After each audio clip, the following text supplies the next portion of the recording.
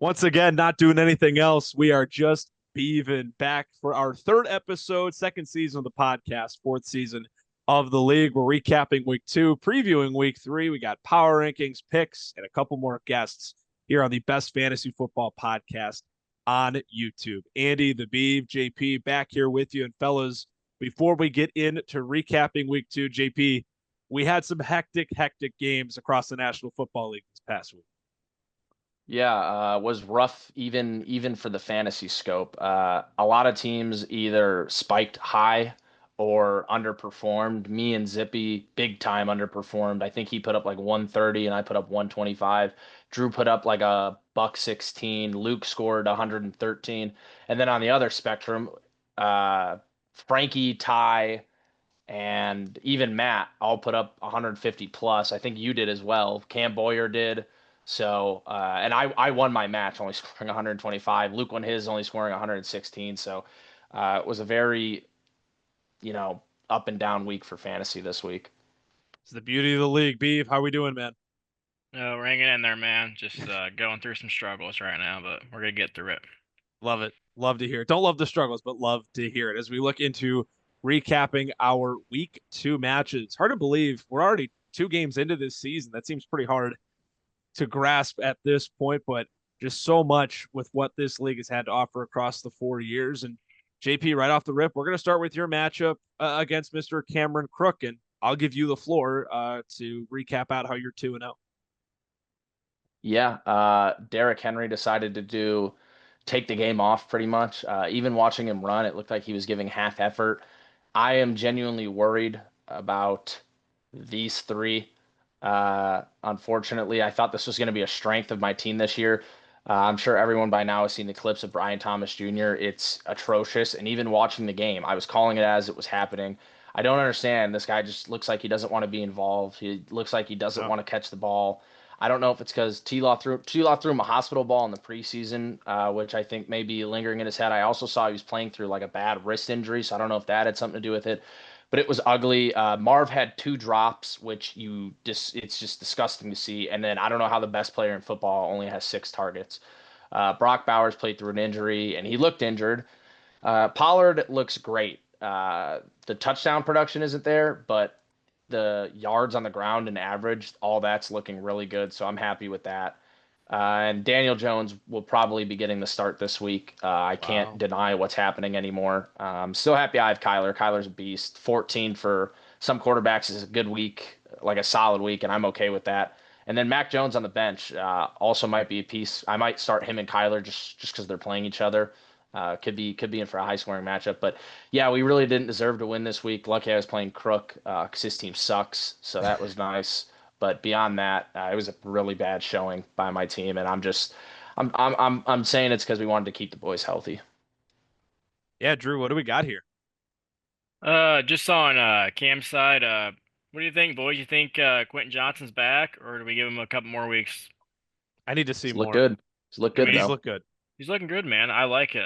Pearsall, not the best week for him, but still, I like what he's got in San Fran.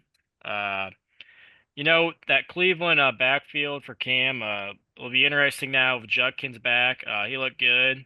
I think he had 11 carries for 79 yards. I saw Judkins. Sampson still looked great on the yard. He got the touchdown that saved him, but he looked pretty good. JP, you hit it on the home run there. McCaffrey, he looks like he's back. You got to be happy about that. I think that injury was kind of BS, but that's what I just think. But I would definitely agree with you. Receiving core making me a little worried, especially with JJ out now. I think with Wentz there now, I think he's gonna get a better production with Wentz in the backfield with Jetta. That's just what I think. But we'll see what happens. But yeah, other than that, just a low scoring week for this matchup. But I like the things that are happening. Yeah, all I got, JP, you both already touched on it. Rough week for Henry. When in doubt, you can count on Lamar. Got to be happy with McCaffrey, all things considered, with all the injury stuff going on the last year plus. With Crook gets a tough blow with McCarthy. Wandale Robinson's amazing. I hate the fact that I let Crazy. him It's go. crazy. I hate the fact that I let him go. I knew as soon as I let him go in the expansion draft last summer that I'd regret it to some form. And man, his boom games are just unreal. Uh, Tyler Warren, man, he continues to look good and every stretch of the imagination. And one guy, Matthew Golden, just from a fantasy perspective, holy cow, he's been bad. I know it's 2 games as a rookie, but even his snap percentage has been horrible. The bad. only reason he's Yeah. up to 60% for that week was because they put them out there. They put him out there when they were up 2 scores just to run, like when they were running out the clock. It was him and Savion Williams. There was no Yeah. Jaden Reed. There was no Wicks. There was no Dobbs at the end of the game. It was Golden and Savion Williams to just run the clock And out. even when Reed got hurt, I mean, he got hurt really early in that game. He still looked very inactive in the game, like he was just not involved at all. So, Shout out Savion Williams. He's a big dog. Yeah, but that's something I want to keep my eye on the next couple of weeks. And Crook obviously can't be too thrilled with that. JP, you're not going to ask how you get him as long as you get it, take care of it.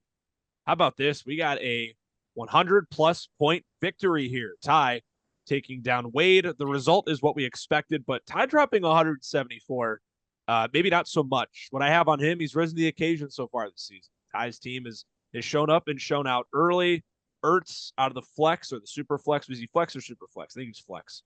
Flex. Zach Ertz. He made up for Mark Andrews basically not doing anything, which we've been accustomed to seeing Andrews do over the last season or so. Big time Amon-Ra St. Brown. It helps when you're playing the Bears and whatever they're calling a secondary right now. We may have a record on Wade's side. Have we ever had a lineup drop 4 goose eggs? Almost half his roster didn't score. That might be a first. We may have to look into that. But I'll 2 things I'll compliment. Cedric Tillman getting 7 targets. I love that for Wade. I love that for a young receiver like that. Go to Alec Pierce as well. He was in Wade's super flex this week, I do believe. If not, he was 90% snap count, which is promising. And he's getting 5 targets. So they're getting Pierce involved more. You got to like that for young receivers like Tillman and Pierce. But yeah, 4 goose eggs, Wade. That's pretty impressive. Yeah, I don't really have much to add on the Wade side. You mentioned it with Tillman. That was about all I was going to say. And I guess Tua's alive maybe for some trade bait there, but then he would literally not have a quarterback to play.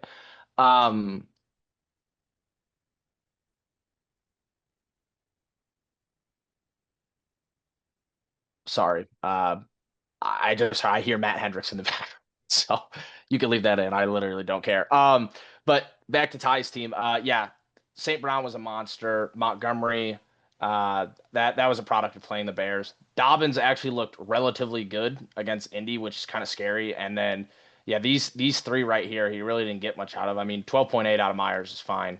But this down here is what's really pulling this team together. Debo still sucks. I mean, that stat line is terrible. I literally don't care. That stat line is absolutely terrible. It's great for fantasy. It's horrible for real life. But Ertz is a beast, and I like Ertz a lot. I took him in a lot of my redraft leagues. I love the spot he's in. So, yeah, great one for Ty. He's right now the leading point scorer through 2 weeks, so good for him. yeah, just touch base on Ty's team real quick.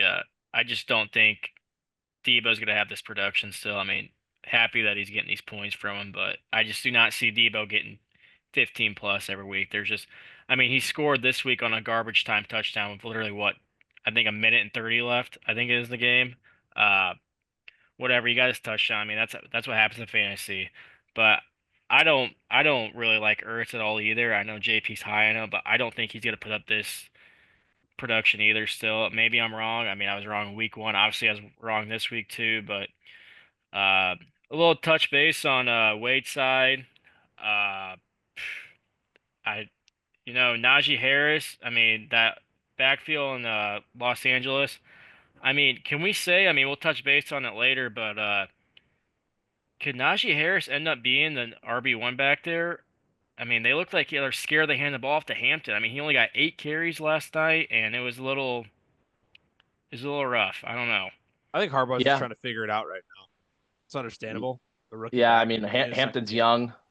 Yeah, I agree with Andy. Hampton's young, so I mean, I know, I I know don't. that was a little stretch. I mean, I love Hampton, but I mean, it's just that first half. I mean, they threw the ball. It seemed like at least 25 times. They just looked like they were scared to run the ball. I don't know.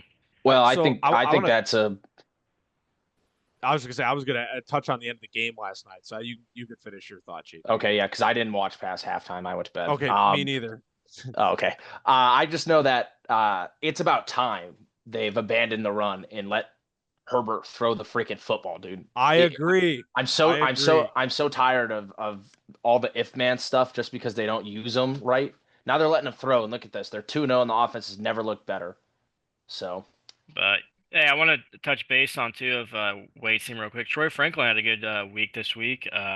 Maybe he he can be did. a He new did. flex play for Wade. He's been all over my TikTok page. Waiver wire must ads. Waiver wire must ads. So I was Okay, gonna say very good. disregard my question. Drew, did you watch the end of the game last night or no? I watched up until about. I watched the drive when the Hampton got answer is no. stuffed. No, I watched the drive in the third quarter. My bad. When Hampton got stuffed on the goal line 3 times, and then I I was went gonna to bed. ask. So I saw this. I wasn't watching the game, but I saw the text from Jack Bauer in our chat last night. What happened with the Hampton fumble that didn't become? Hampton fumbled, and Herbert fumbled, and they originally ruled it on Hampton. And then So they. Oh, Jack beat Brady. I know They went multiple people. This affected their matchups across like other leagues that I. so that DJ Moore lateral from week 1 in a redraft league, I lost originally Wow. because they ruled it on him, and then also they kept the fumble but gave him the yards that he ran with it before the fumble, and that won me the game. But Jack lost the match, or Jack won the matchup because they gave the fumble to Hampton. Then they took it away and gave it to Herbert, and Brady went back up 2 points and won. Wow. It's a game of inches sometimes. It Crazy, really crazy. is. I just want to touch on that because I was so confused when I saw Jack text that. And then I woke up this morning and I checked. I was like, wait, no, Brady won. So, okay, we move on. Jack and the Rippers against the Hamburglar. JP, I want to ask the records from last week. Who Yes, picked Cam Boyer here? I don't think I did. Is this the only one I didn't get? this is the only one you didn't get. I did get this one. I should have been talking about it as we went along, so I'll just skip right to the end. Andy, you went 6-1. I went 6-1. Drew with I think the worst week yet in us picking history, going 4-3. Wow. Um, Now that brings our records to me and Andy are 11-3. Drew is now 10-4. Me and Drew both picked Matt against Frank. That was a miss. And then, like we're about to discuss, you both picked Zippy. I picked Boyer. And then Drew took himself against the big dog. And that was a terrible decision.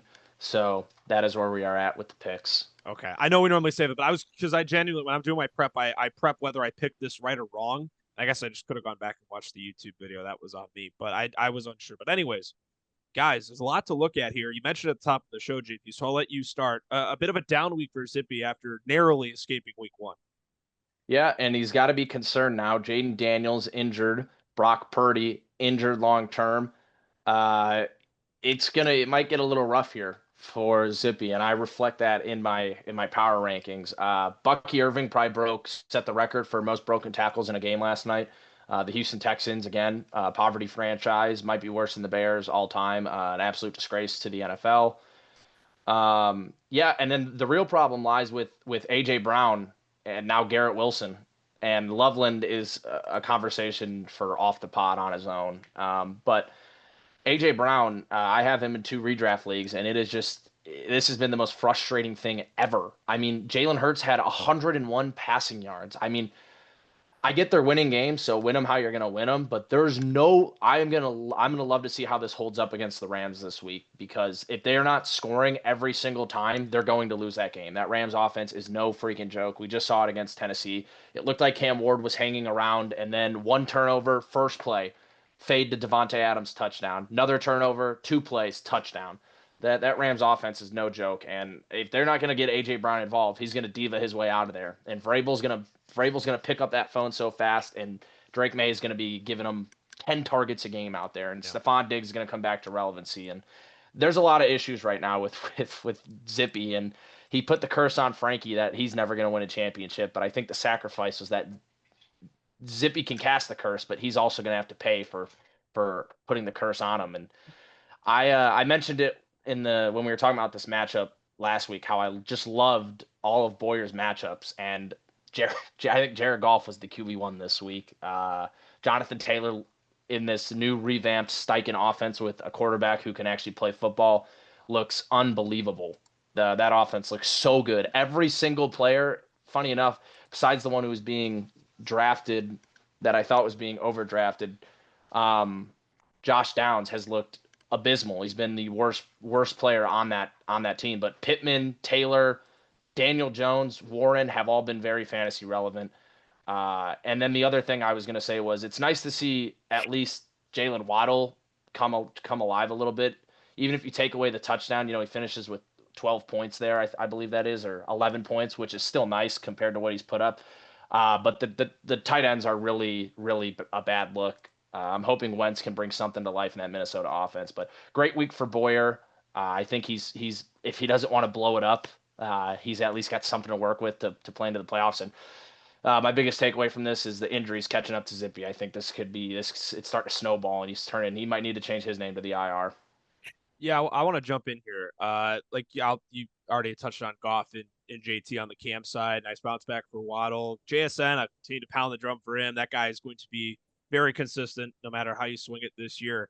But I'm worried about one guy on Cam's team and in his lineup, and that's Evan Ingram. If you scroll down, not just because he didn't do anything this week, if you look at his snap my apologies. Counts, you're good. If you look at his snap counts the first terrible. 2 weeks, man, that's terrible. Bad. That's really bad.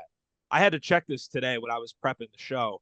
Like, man, I know I have him in a redraft league. I'm like, Evan Ingram's not a bad player. There's got to be something bigger here. He's just not getting on the field, and that's a bigger issue. So that's really the one thing I look at from Cam, and obviously Hawkinson didn't do anything either. And that's the one thing. And obviously he makes the joke with us that Tyrone Tracy might not be the number one back in all of fantasy football this year. But, man, a pretty flawless week from Cam with the exception of those few guys. And for Zippy, we talked about the back-to-back duds for Brown, goose egg for Loveland.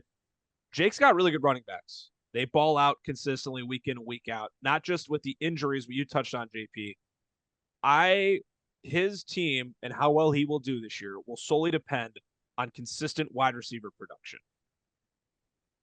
Yeah, I completely agree with that. Just wanted to put that trade up there so everyone could see just what Zippy gave up to go get Chase Brown and what is that, Jamison Williams he has, who's sitting on his bench with 20 points. And I believe he sat Rome as well, who went absolutely off with 31 points.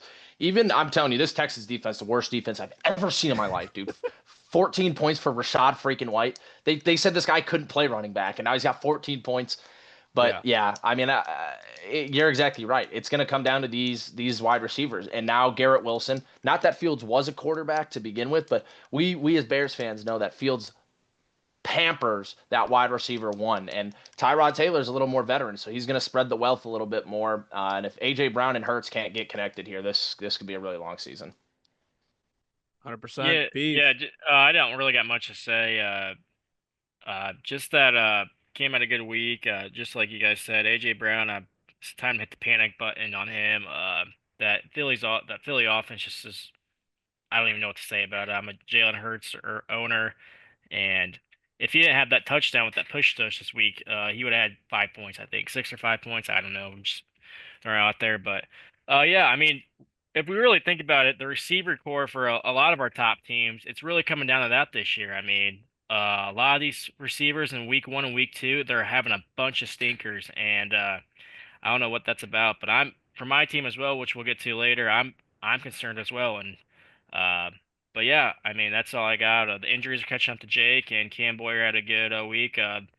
Just the guy I'm really concerned about Boyer's team is Hawk. I mean, he just does not look good. I don't know if he's not getting the separation. It just does not look. Could you see his snap rate? I'm kind of curious. I don't. I mean, he's getting the snap. Playing just about every play. I mean, yeah. So I don't know. That's my one if for Cam Boyer. But other than that, looking good. You just mentioned it though. The running backs have been great, and the receivers have been kind of mid. I think that's because running the football is back more than ever. There was like that 10-year period where everyone wanted to beat the pass, so they were drafting like light D tackles who could pass rush and linebackers that were skinny and fast so they could cover. And now everyone's undersized, so they're just running the ball down people's throats. All the good teams can run the ball, all of them. I agree. So, not us Bears though. Not at all. Nope. Did you guys see that? Did you see that? Did you see that stat I sent in about? I don't know if you saw it, but Swift is number 1 in the league right now in yards before contact. I did see that. And we're 31st in EPA. when running the ball. Oh gosh. Unbelievable. How is someone that bad? Oh God. Can't make it up, Anyways. man. Can't make it up. It's too good. But we have our guests here from last week, Frank and Matt. Appreciate them coming on and recapping the matchups for week 1, previewing week 2. And guys, Frank showed up and showed out in a big way. Drew, I'll let you start here. Yeah, just on Frank, he's got to be happy with the performance of Neighbors. I mean, he had a week. 37 points, 9 reception, 13 targets with 2 tutties and 167 yards. I mean, that's a week, boys.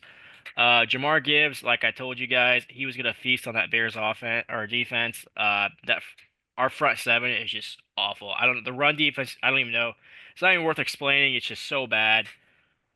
We all knew Drake London was gonna have a stinker this week. He's dealing with an injury, so I don't think Frank could be too upset about that. But hey, he's got to be happy about the Kenneth Walker. He had a bounce back week, 18 points, 13 carries for 105 yards, and 1 touchdown, and even a reception. I'll let you touch it on Tet JP, but real quick on Matt's side of team, I think it's fair we got to be a little worried about Matt's QB play now. Gino, he looked atrocious last night. Bryce Young, he came to life, and I want to say I didn't really watch that game, but I heard he had like a really bad first half, but that second half he came alive. Let's see, he had 21 points still, but I mean that first half was still pretty bad for him, I heard. Jamar, he came alive, 36 points. Sutton, dud. Njoku, I don't know. Matt's teams, like we've already said this, but his team's just full of vets. I mean, it's just gonna depend on who shows up and who comes to play. And obviously, he was on the wrong side of the field this week. He played Frank, 176 points put up, and just wasn't enough for him this week. JP? Yeah. Oh, yeah. Oh. JP, you want to jump in? Yeah, I really am not going to say much on this matchup. I'll let you guys carry the bulk. The only thing I want to talk about is, Frank's team. This is the team I thought I was going to end up playing week 1. I did not. I played a dud version of this, but I am beyond happy to see Tet get his first 100-yard game. I pounded the table when Brady took Hampton over Tet. Literally don't care what your need was. Not sure how. I even told Drew that if I owned the 101, I would have taken Tet.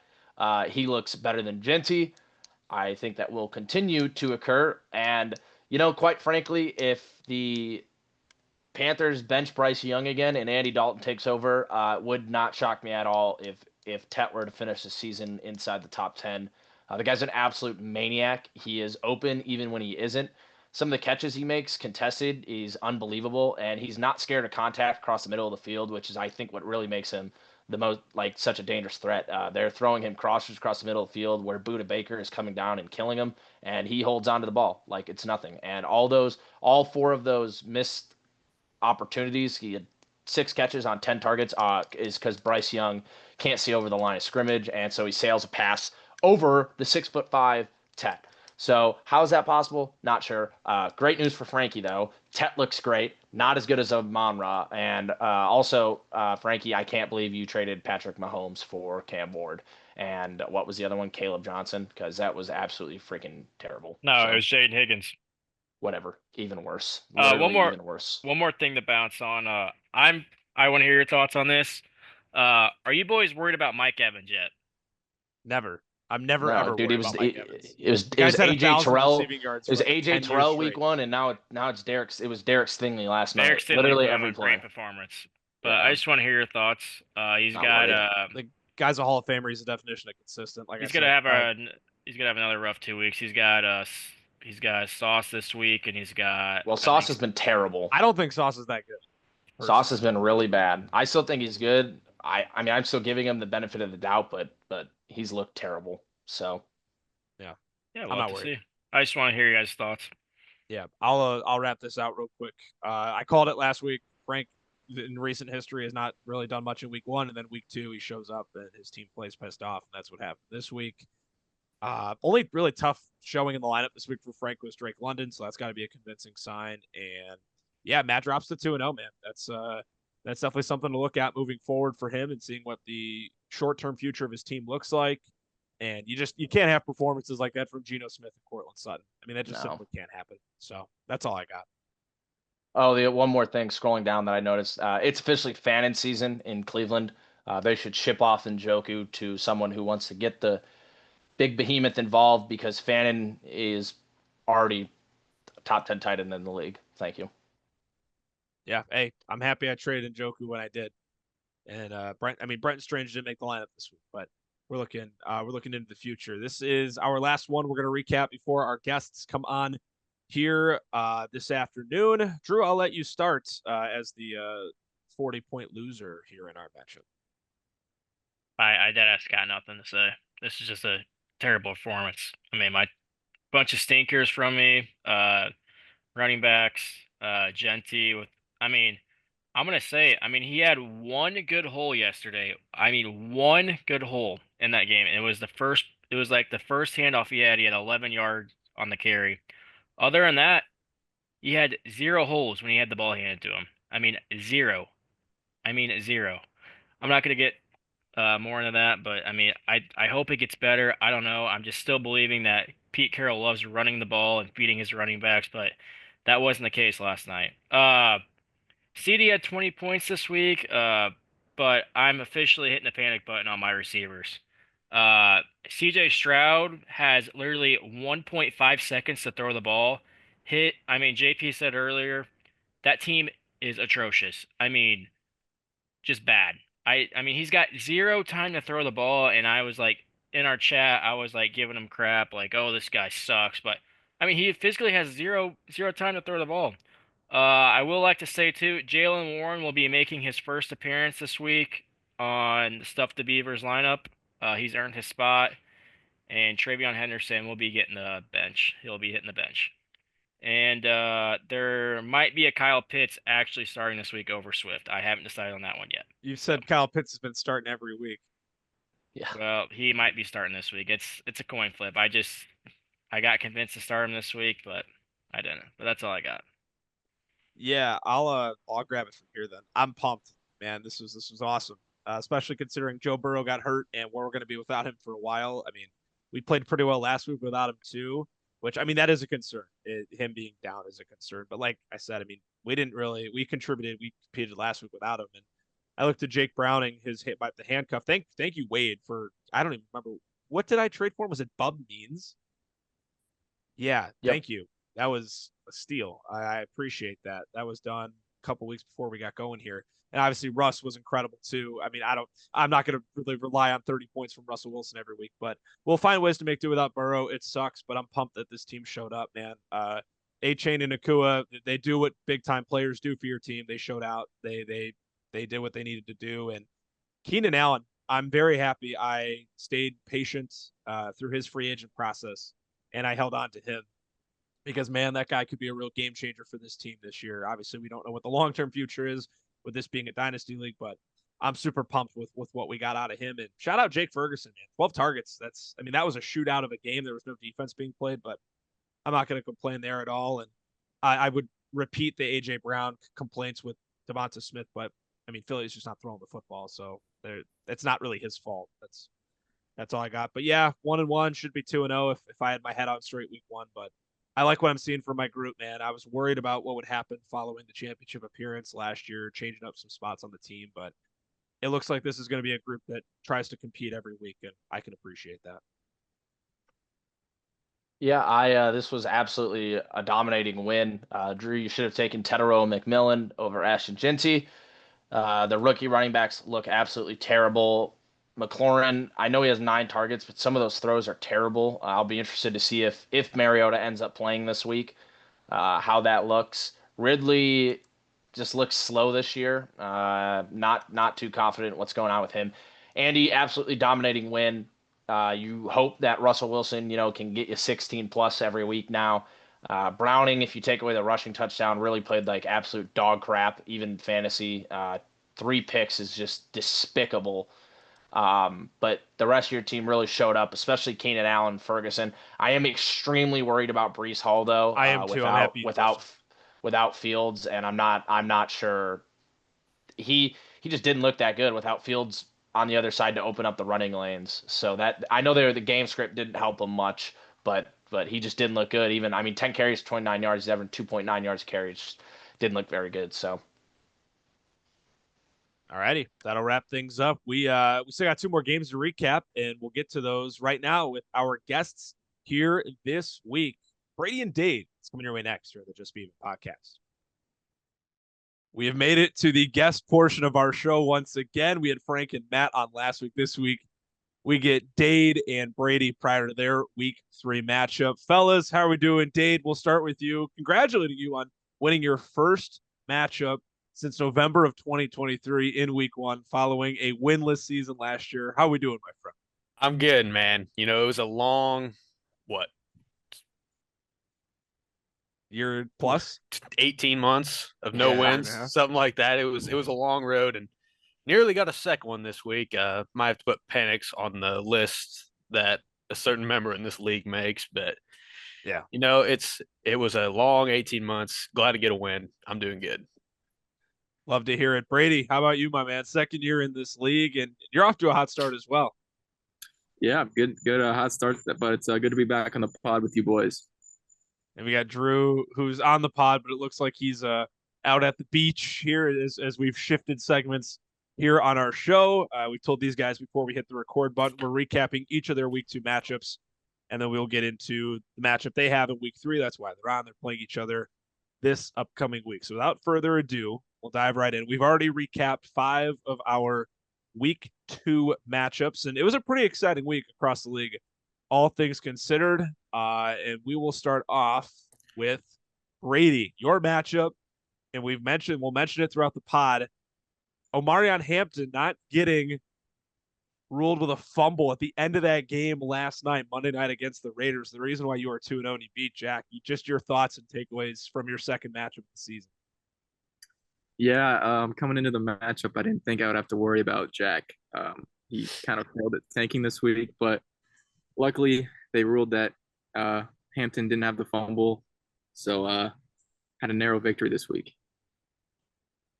And as well, just looking at certain guys for you. The one question I think I have for you, and I'll let my panel members kind of go out after this as well with their teams or with their questions for your team. Yeah, Keon Coleman, rough showing. Are you worried at all about your running back play? Because we've talked a lot about on the pod that we think you're a sneaky team that could flirt with one of the final playoff spots this year. But your running back play getting a combined less than 5 points from Hampton and Braylon Allen. Yeah, 2 weeks out of Hampton, not very impressed, but hopefully he gets it going here soon.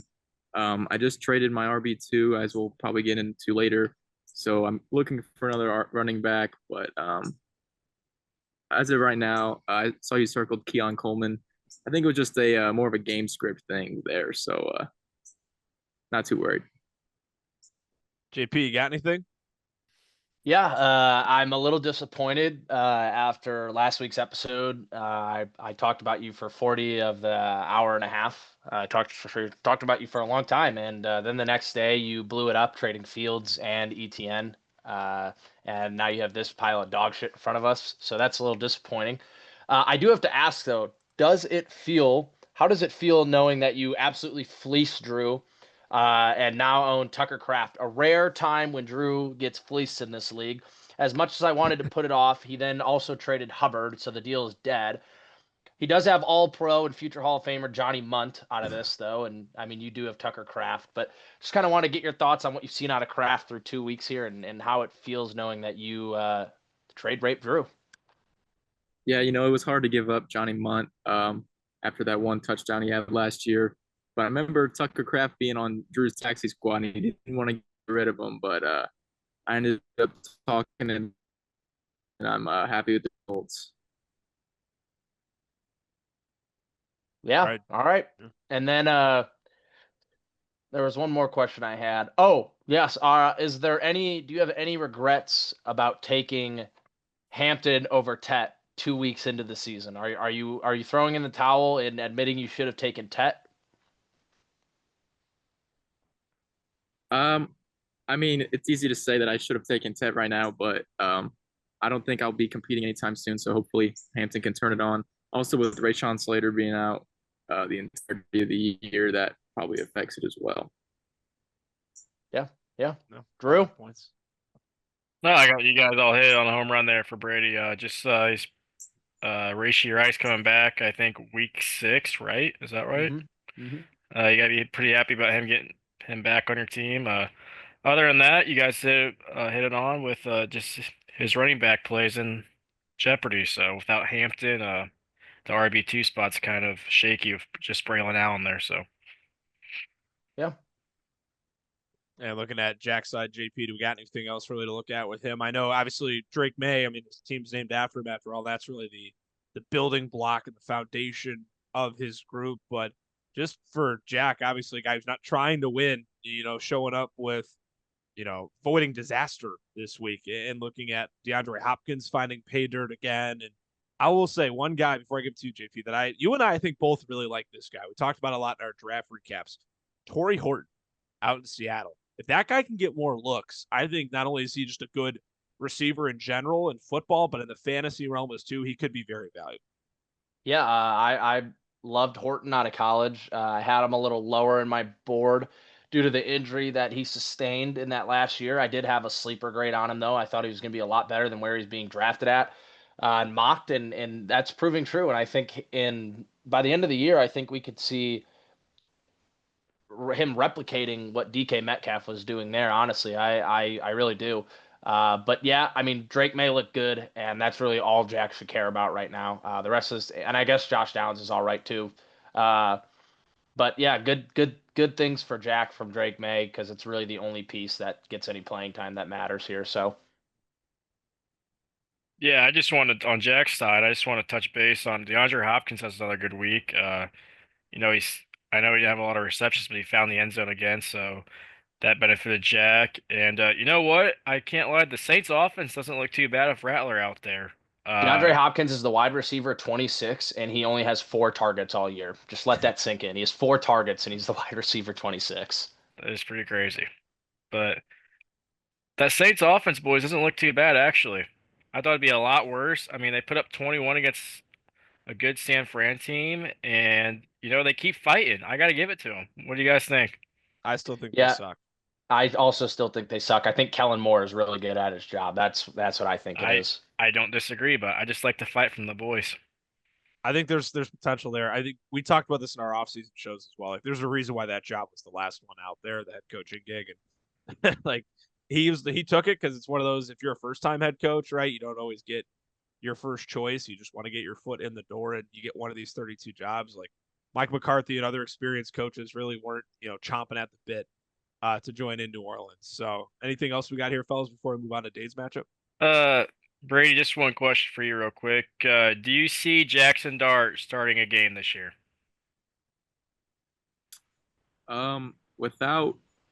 Unless Russell Wilson gets injured, I do not see him, especially from this last week. Russ threw for 400 something yards. But unless there's an injury, I don't see him starting. I would agree. Just want to hear your thoughts there. We move on to Dade, who fell to 1-1 following a 10-point loss to Luke, and we'll give you the floor first, Dade. Obviously, it's your team and your game. Not a bad showing in particular. Really good to see Scatabo finally put up a good RB2 performance there. I just think with the more games that goes by, he's just going to get a bigger role in that offense. Chuba Hubbard is about as steady as they come right now, honestly, in terms of RBs. Bryce Young, looks like there's more questions than answers at the quarterback spot right now, so they're just kind of relying on Chuba to get the ball. I mean, other than that, I mean, my wide receiver room is absolute poop right now with me shipping off Olave and then what else? Worthy out with the shoulder injury, so just kind of throwing it together with the receivers. But who is your wide receiver one? Curious. Right, Keyshawn Booty. That's a good question. It varies from week to week. Some days it'll be Booty. It'll be, I mean, Michael Wilson, I thought he was going to have a big game. I believe he caught a touchdown the first drive of the game or something. Caught it early and then did get another target. It was the Cardinals' second drive of the game. Yeah. Yeah, and then same thing with Booty. He did the same thing. He got a touchdown early, and then didn't get literally target. the first drive of the game. Yeah, he caught the touchdown.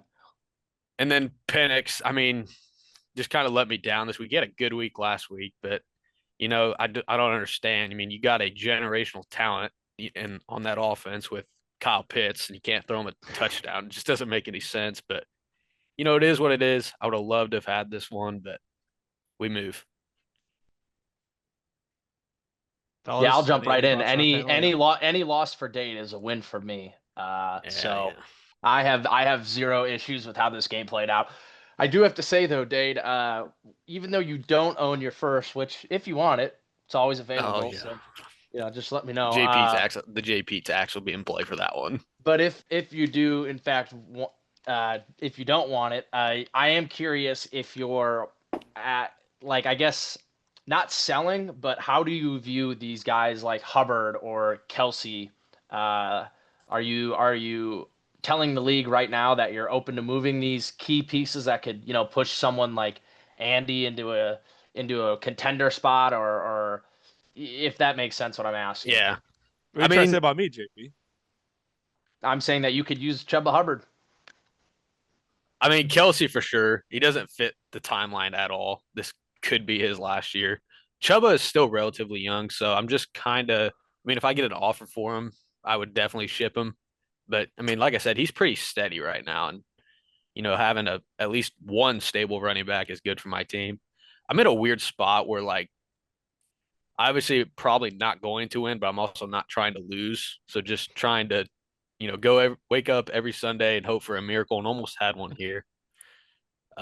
Yeah, just kind of in limbo right now until I have two good picks this year. Hopefully next year will be a little better. So yeah, and then I have one follow-up. Sorry, Drew. No. The same way I asked Brady if he regrets passing on Tet, I want to ask you if you have any regrets passing on either A, Tyler Egbuka. Warren, or even B, Emeka Egbuka. Probably. Thank you. Yeah, you're welcome. Probably more disappointed I passed on Warren than Egbuka, because at the time it made sense for me to pass Egbuka. I had McMillan, who finished the year really strong, and I had no running backs. So I almost felt I had to take one. But yeah, probably regret passing up Warren more than Egbuka. Gotcha. And then I've also heard rumblings that maybe during the draft you were looking up who Emeka Egbuka is. That is not true. Okay. Just wanted to clear the. Who is I don't reveal my sources. That's why they're sources. But I did just want to know that story is circulating the league talk circles right now. So that is not true. That is false. I digress.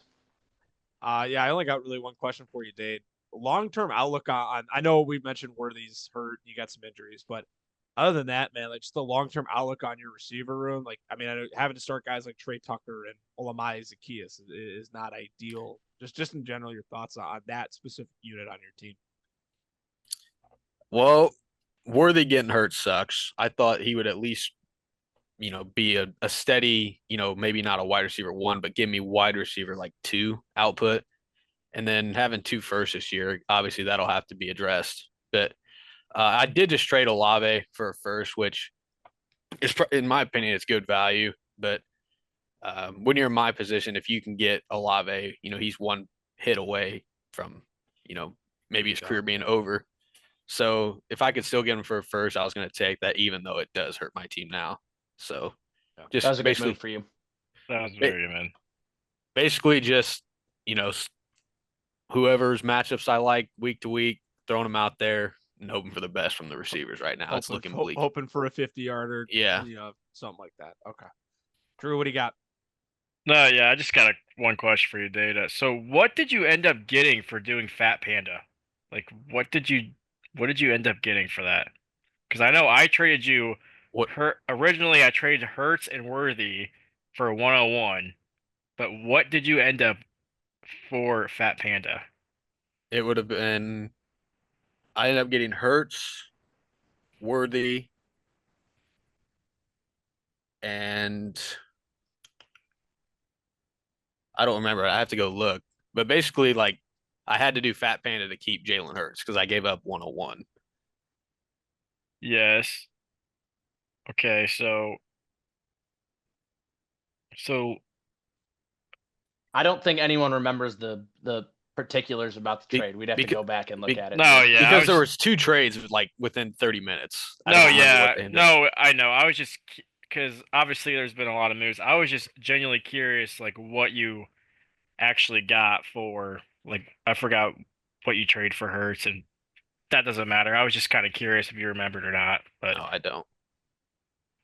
hey, those are the things that kind of happen. So, but yeah, I got nothing else. So Underperforming or underwhelming week for Luke. 35 points under his projection. It helps that he did play Dade, to say the least. That's really all I can say for Luke's squad. And One more thing on my matchup. It was a little unfortunate. George Pickens was having an absolute stinker until the last 8 minutes of that Giants Cowboys game. Yeah, he caught like 4 chaos. passes in 5 attempts or something. And then saved him. Yeah. So, unfortunate. Alrighty. The time has come now, guys. Who are we going to have go first, JP? I think we should let Dade go first as he is projected more. I like that.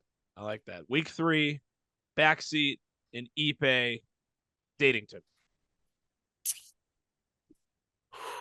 This is a big matchup for me. A chance to get back over 500 against a fellow not so tanking team, but a team on the rise. Cam Scatterbo projected 10.9. I love that. Can you scroll down a little bit, Andy? JP's got the controls, but yes. God, my receivers are hot garbage. Good Lord. Obviously, hoping Cole Kmet projected 10.95. That's absolutely wild too. I have a feeling I'm probably going to undershoot my projection this week. But with that being said, I'm still going to pick myself to take this. I think Panks could light up Carolina and maybe overshoot that projection. So that's good there. I think I'll probably actually end up right around my projection. All right. Yeah. Brady, why don't we hear what you got to say about your guys this week? This is a big week. This is the North and South week. And so we being me, Andy, and Drew need Brady to win this match. Like a crack baby needs crack. We need this big time. So Dade, as I normally root for you to lose, I'm rooting extra hard for you to lose this week. Yeah. Hey man, just saying the draft at the South would be incredible. That would be something. I don't know. Incredible might not be the word I use to describe it, but that would certainly be something. Brady, man, your thoughts. You are the underdog here this week. Yeah, I think it's going to be a good matchup. I'm hoping Hampton can have a bounce back week and hopefully find the end zone for his first time. Dak, I can see a shootout in Chicago. This Thursday night's going to be a big one with my receivers. And we're going to see if Tucker Kraft can recreate what he did last week. Yeah, I'm just gonna throw it out there right now. I'm convinced Dak's gonna have 40 points this week. The Bears are so this bad. is like the third time this year you're like trying to pump Dak love. Yeah. You said I don't know what you're doing. He's throwing for over 5,000 yards this year. What's going on? I don't know. I wish Dak could just. I don't know. You just love Dak Prescott. If I could meet him in person, that'd be great. I'd tattoo his signature on my bicep. That's how much I love him. You're positive you didn't like bet on him or anything to throw for over 5,000 yards? No, I promise I didn't. No, I would tell you if I did. I'm just saying it's awfully weird seeing all the Dak love. But all right, fellas, there. Brady, are you taking yourself? I'm assuming. I think it's gonna be a close game, but yeah, I'm gonna take myself here to go 3-0. All right. Love the confidence, fellas. Before we let you go, we're gonna rapid fire and rip through the other 6 games. Just give your quick hitter thoughts. Not much thinking here needs to go into this. Commissioner's Crew, JP against the Bryce is Wrong and Matt. I got JP with a good old belt to ass session. Yeah, I'm taking the commish here. Matt's got some stuff he's got to work through. The battle of the in-laws. All right, JP's got it.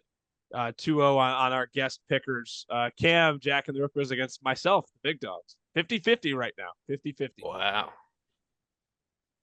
Let's see. If you guys need me, I can click on it and we can, Just for, let me scroll down. Scroll down a little.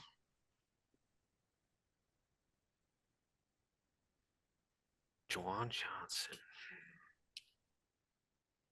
Andy, you're starting Jake Browning. I gotta go with Cam. That's not final, but okay. All right. Anyway, I'm going with Cam. I gotta roll with the South.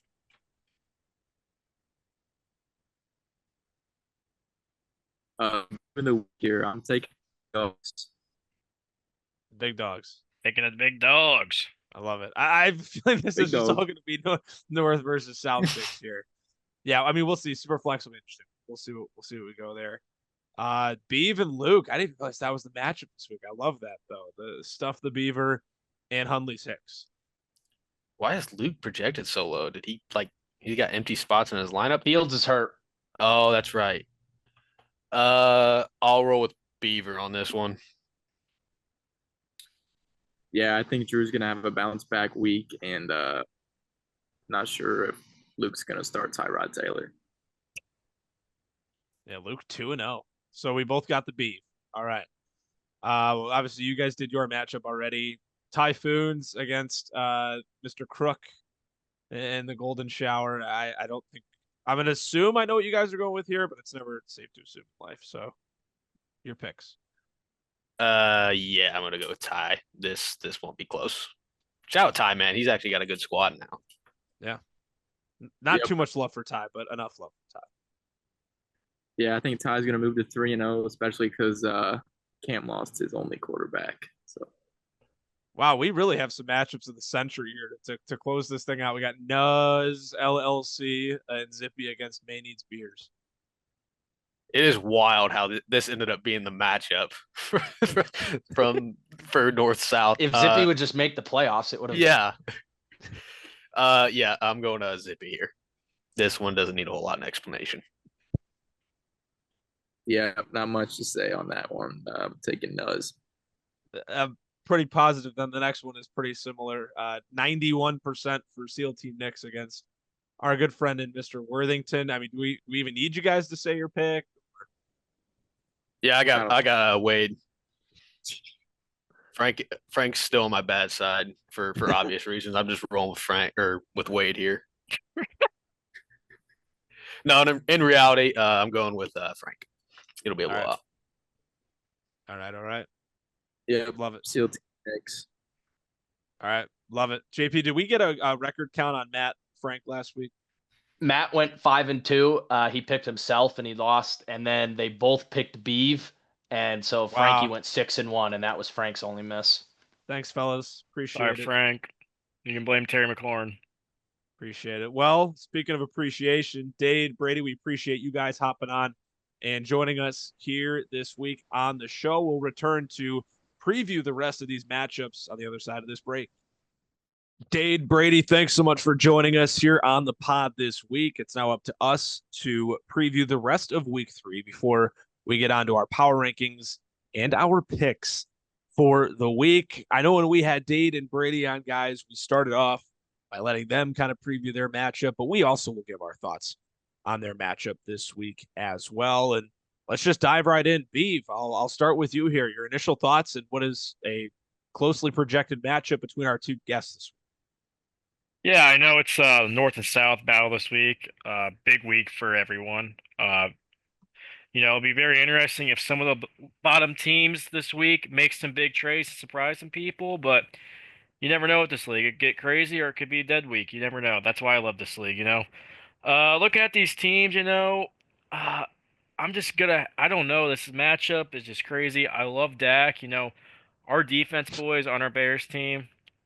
You laugh, but I like him this week. I mean, he's gonna have 30 when points. don't you like Dak Prescott?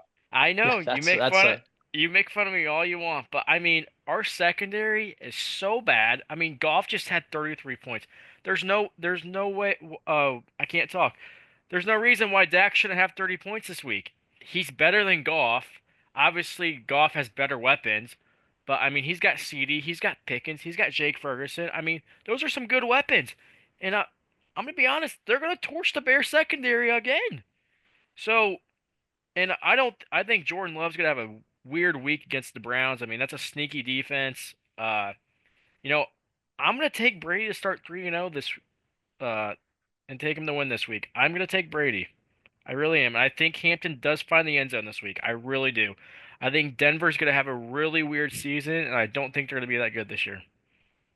All right. I should say before JP, before you and I get to our picks, we have not covered this yet. It is North and South week. If JP, if you want to expand a bit on what that means to our listeners, basically our old format, obviously those who've been following the show know that we redrafted divisions just for competition reasons, but this is our North versus South week this season. And for those who aren't in the league, they may not know what that entails. Yeah, so as Andy mentioned, we had old divisions.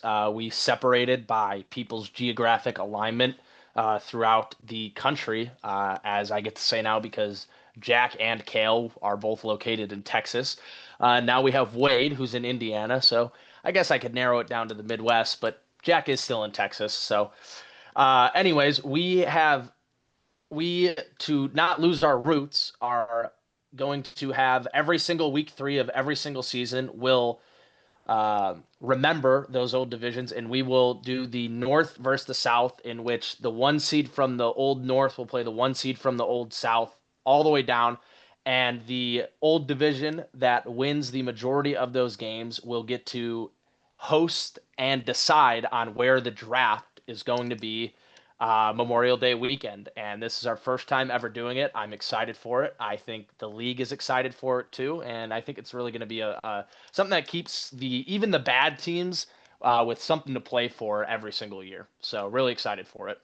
Playing for pride, playing for bragging rights, all the good things. With that being said, will there be some bias in my picks this week? Absolutely, because I am a member of the North and I'd like the North to win.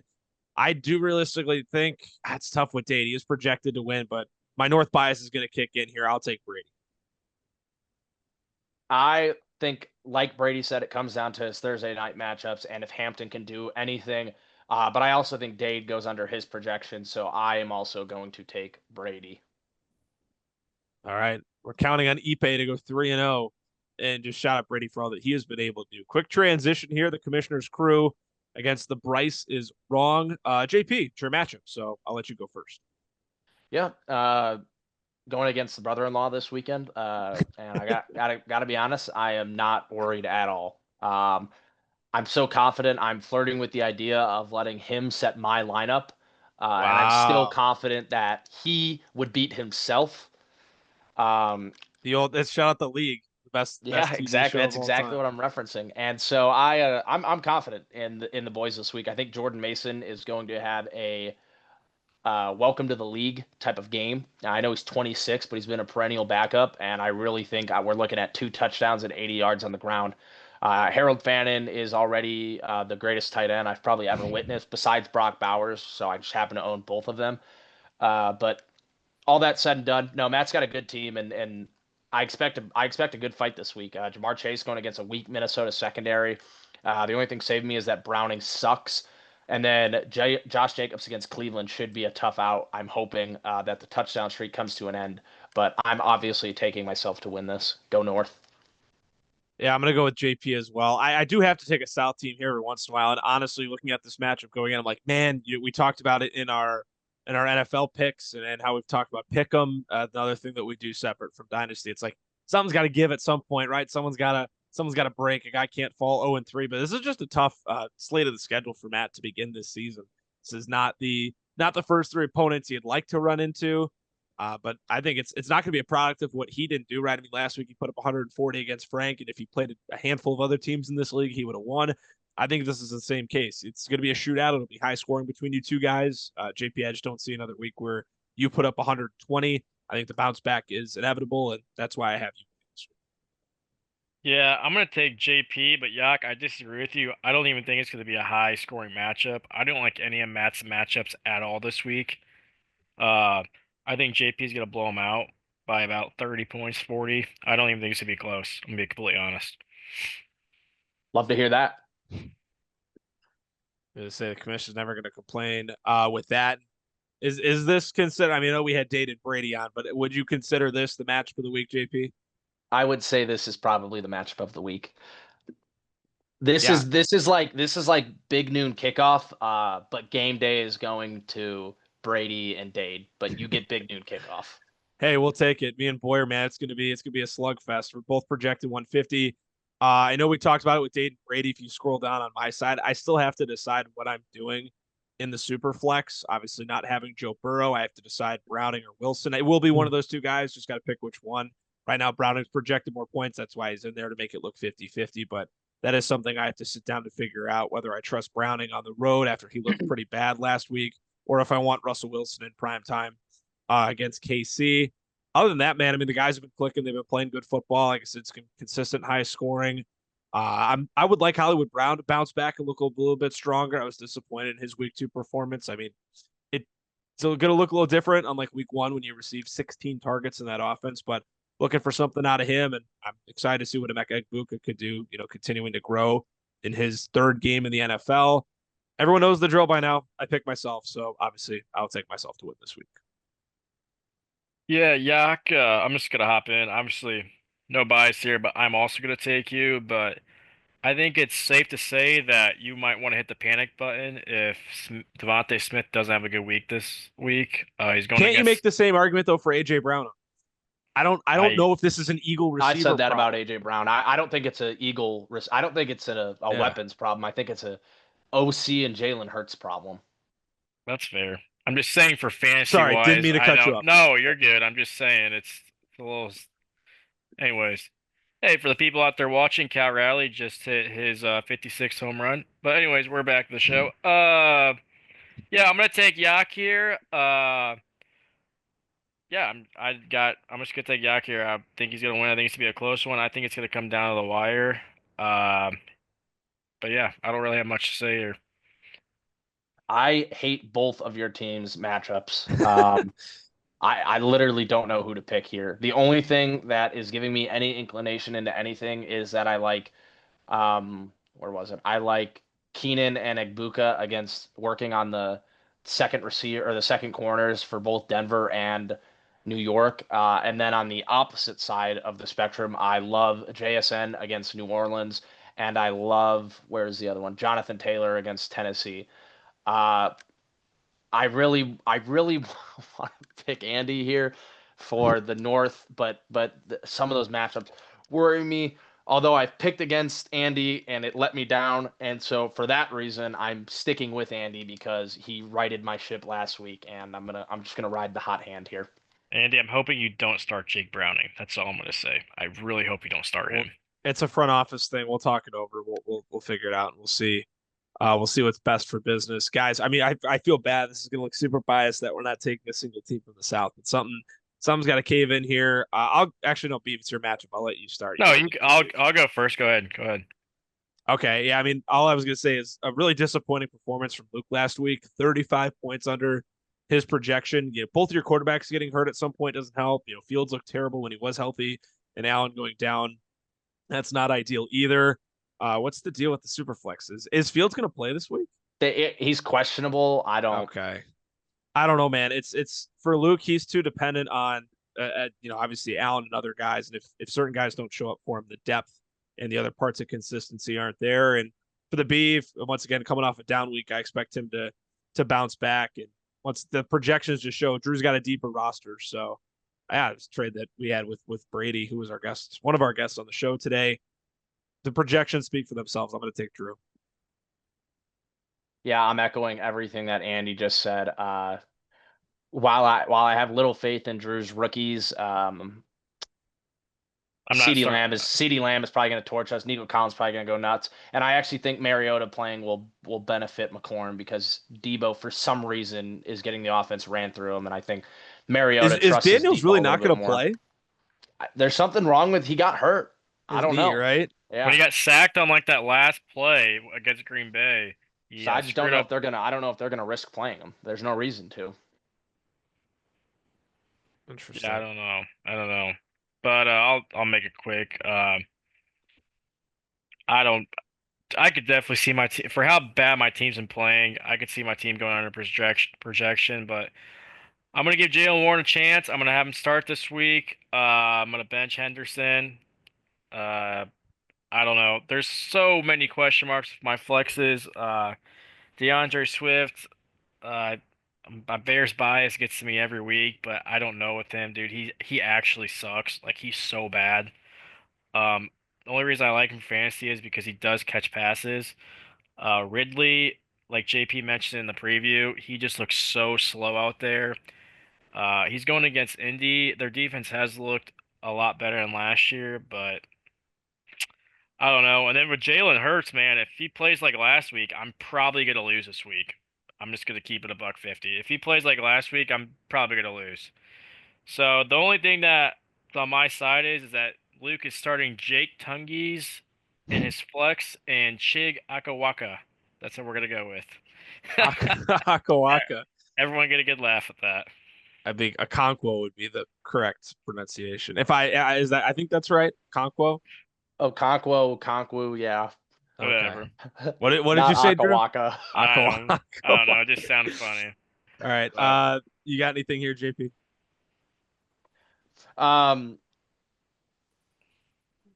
Go Drew. I'm I'm taking the higher projection. Judy sucks. He's in my vendetta just like Debo Samuel. I like Olave. Pickens is not going to have a good game, and this is the DJ Moore breakout game. Bears by 1 billion. Can I also say this? If Nico Collins, CeeDee Lamb, and McLaurin don't have 20 this week, it's actually time to hit the panic button, and you guys better rank me at least 10th next week in power rankings. That's all I gotta say. Okay, thank you. We're done. You heard it here first. You heard it here first. We get moving on in our next matchup, and this is where we get to take a team from the South for the first time. Wow. Yeah, this is quite the widespread here. We know Cam's not trying to win, guys. How about Ty? I mean, you look at Ty, back-to-back big weeks, and I don't even think he doesn't even need to have a big week this week in order to move to 3-0. This is probably the easiest win the South's going to get all week long. Yeah, this is going to be a blowout. Crook doesn't even have a quarterback to play this week because McCarthy's out. So I think he's going to start Gabriel and hope he gets thrown into the fire. So yeah, this is Ty starting 3-0. It's going to be heading into week 4 as the 1 seed, which is fun. But yeah, I mean, the same old I say for Ty's team. Debo sucks. Judkins, he's hoping to get something out of him, but on Cam's side, you're really just hoping to see the same out of Tyler Warren, something out of Golden, the same out of Johnson, and a little bit more, I think, out of Pearsall. You're kind of hoping with all those guys out this past week that Pearsall would have been a little bit more of a focal point, but the better receiver in Juwan Jennings was a little bit more. So yeah, I'm taking Ty though by probably 100 points. Yeah, just because how Crook is, I could actually see him making a trade here and just trying to get an okay running back and a quarterback for this week. Just because we all know Crook, and I could see him actually trying to compete and beat Ty, and then just tanking the rest of the year. I could see that. I don't know what you boys think, but I could potentially see that. Now, will he do that? Probably not, but there is a possibility. With that being said, I am going to take Ty still, but I just want to throw it out there. All right. Thank you, Beef. Good to note and put in the back pocket.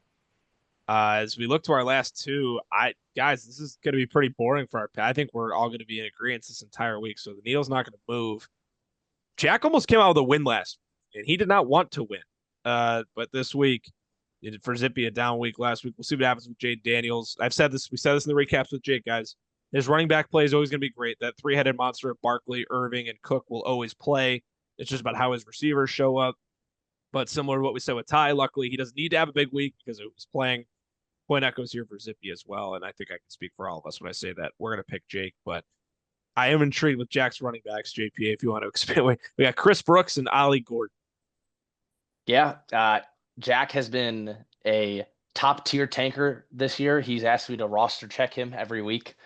So he's taken initiative since last year, so he doesn't have any infractions. And yeah, every week it's had to be Chris Brooks, and it's looking like it's going to have to be Chris Brooks again as he's projected. Oh, Zamir White. Never mind, Zamir White's going to have to get the nod this week, it looks like. Does Chris Brooks get any snaps? Yeah, he had 5 points last week. Hey, look at that. How many? He's got 1 rushing attempt in 2 games. Yep. Okay. So, but yeah, Zippy by 1 billion.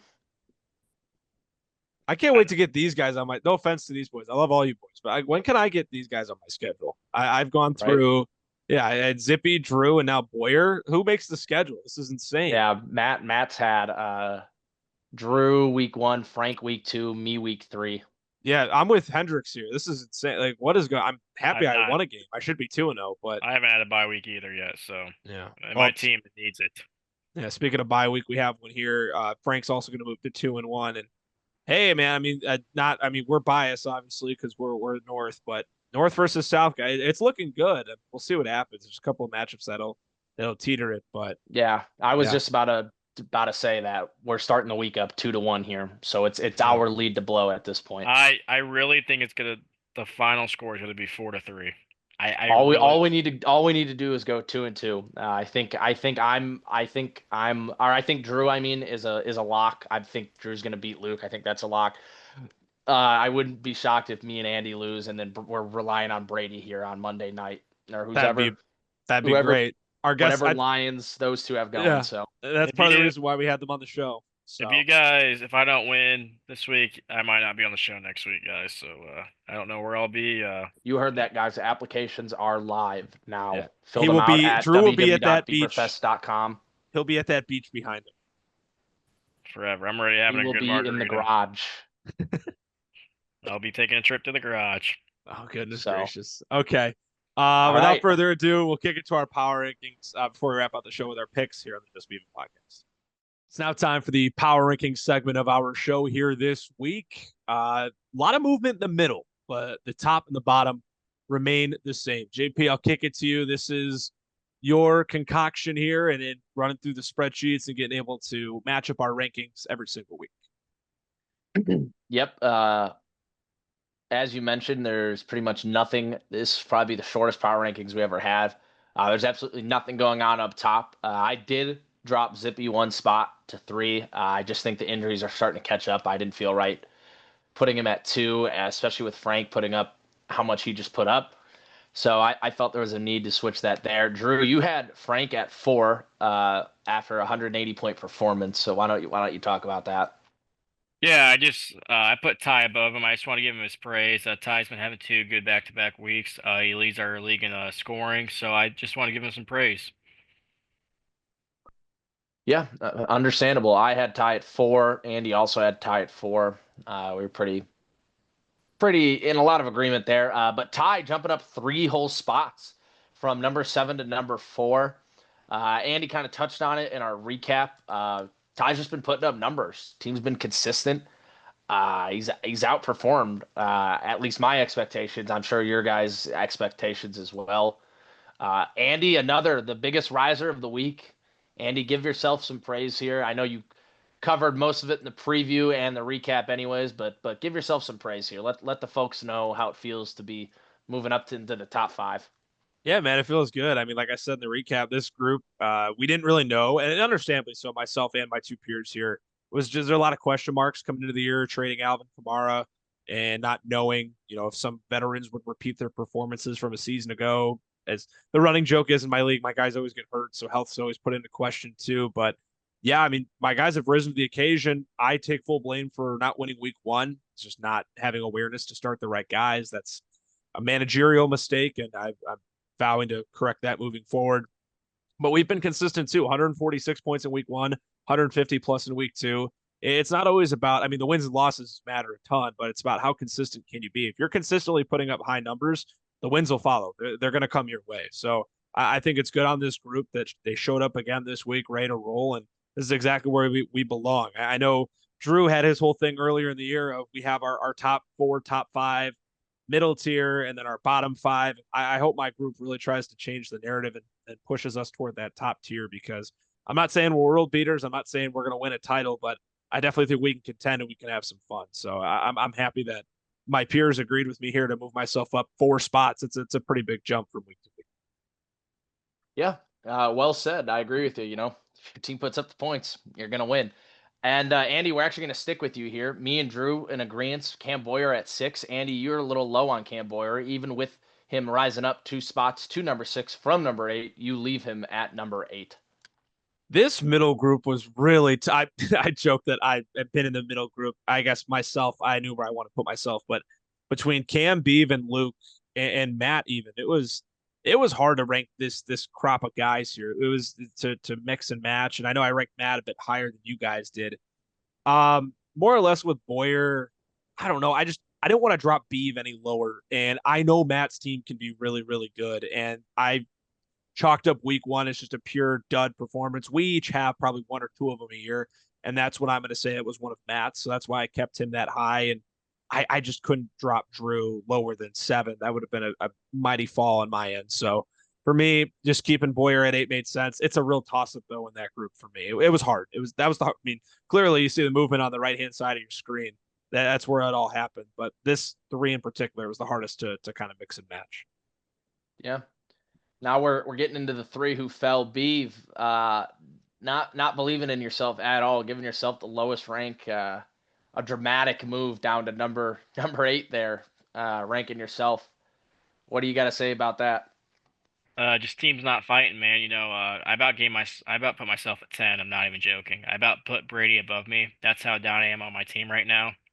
We're looking at coaching changes. We're looking at it all. We're 1-1. We should be 0-2, but team fought it out in week 1.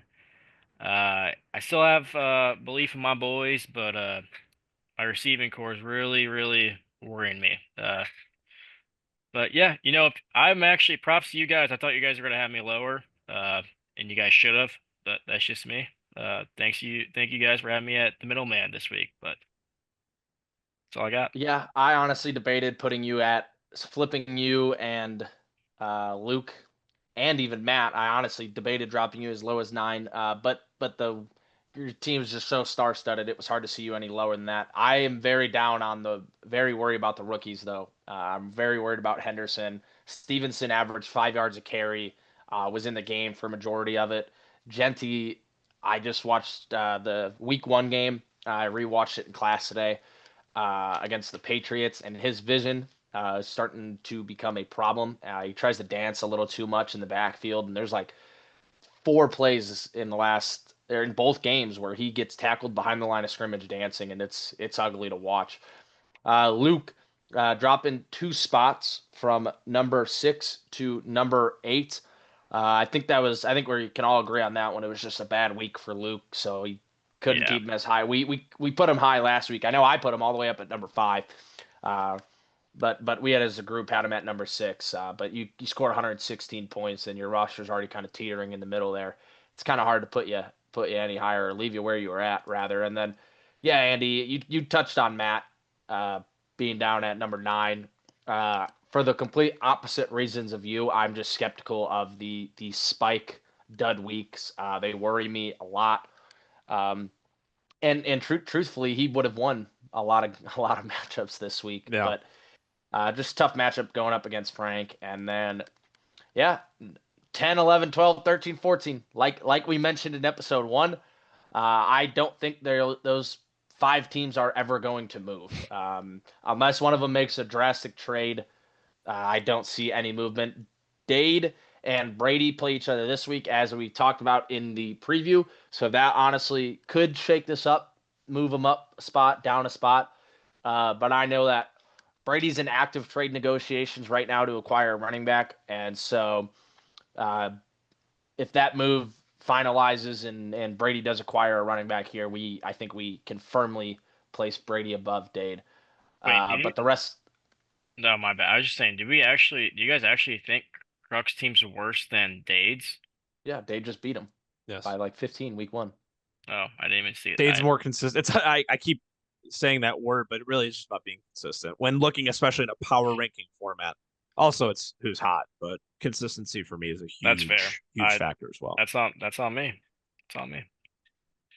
So, but anyways, yeah, that pretty much wraps up the power rankings. There's really not much to cover, not a whole lot of movement there. I play Matt this week, as we talked about. There's some high end matchups that could end up moving the needle here, and I think this north-south week will really bring the best and or the worst out of people. So we'll see next week. I think there'll be a lot of shakeups. Awesome, looking forward to it. We round the show off as always. We're gonna kick it to the Beeve momentarily for our picks for the week.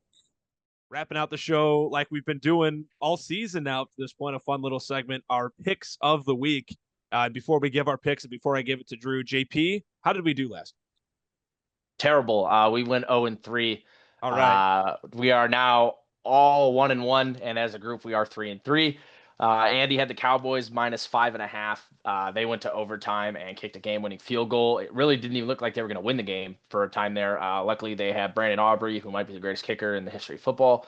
I had the Texans minus 2.5. That I've never been so mad at. It's been a long time since I've been that mad at a football game. I haven't even been that mad at the Bears in a long time. And then Drew was mentioned the 49ers -3 and also said Chiefs money line. I asked him the day I was making the post which one he wanted to go with, and he went with the Chiefs money line, which is unfortunate because the 49ers ended up winning and covering. So now we are all 1-1 and looking to get back on track after I thought things were going to be super well after week 1. All righty, Beef, take it away. Yeah, so did I. But let's get into our picks. This is the bounce back week. I'm feeling pretty confident. Slate's looking real pretty, and I'll hand it off to you, Yak. What are you looking at? So I've gone with favorite spreads, my first 2 picks. We're going to go an over-under this week on my end for the first time, and we're also going to do something I never do. I'm taking an under. I'm going to go Bengals-Vikings under 42.5. Jake Browning, JP brought it up, looked really, really rough when he came in the spot of Joe Burrow. And I don't trust Carson Wentz really to do anything. So 2 backup quarterbacks and 2 guys that I don't know if I can trust to consistently put together 4 quarters of good football. I know 42.5 isn't the biggest number in the world, but I'm going to go under in that one. I love it. I was actually looking at that play too. I'm glad you mentioned that. JP, what are you thinking? Yeah, I'm going to catch a lot of flack for this pick, and I really don't care. I'm taking the Bears -1.5 this week. Makes 0 sense. 0 sense that the Bears are favored in this game. Home field advantage this, home field advantage that. The secondary just looked the worst it's ever looked in my Bears football history era. I mean, we just let the Lions score 52 points, and now you're telling me we're taking on an even better wide receiver duo and a quarterback who's known more for throwing that deep ball, and we're favored at home after looking terrible. Yeah, that's fishy. All bias aside, I think the Bears are an absolute home run play this week. I think we get in the win column, and yeah, Bears -1.5 is my play. Boys, I love it. I was looking at both these plays. I was just talking to Yak about this before the show. It made 0 sense. Love it, McGuire. I don't know what you boys are going to think of my play. I personally love this play. This is my play of the week. I'm going Titans money line at home against the Colts, +160. I love it. I think it's a trap game. I think Cam Moore gets his first one at home, and I think he's going to sling the rock. I'm seeing like a 21, 20, 20, let's say 24 to 21. 24-21 Titans. That's what I'm going. Yeah, I mean, after the voodoo magic that they got last week of being able to knock off Denver following that call late in the game, I mean, can we really envision the Colts starting off 3-0? It's not even always based on who's on the field. We're trying to go logically as well, kind of like what JP did with the Bears pick. So I like that a lot. I also really like it as one that I was also eyeing. Actually, I was eyeing both AFC South matchups. Really like the plays in those games. So yeah, love Titans there. Andy, love the under. If you're feeling frisky, audience, Calvin Ridley anytime touchdown today. I'm sure that has nothing to do with you owning him in fantasy football. No comment. Okay, I'll let Andy wrap it up for us. Yeah, appreciate it, B. Fellas, dare I say, I like this. Might be the most of the 3 times we've done this. I like all 3 of our picks. Really liked it. That surely will backfire on us next week, but appreciate all of you once again tapping in our 3rd episode of the 2nd season of this podcast, 4th season of the wonderful Beaver Fest League. Like, comment, subscribe, check out our socials as well. We'll catch you next week on the Just Beavin podcast.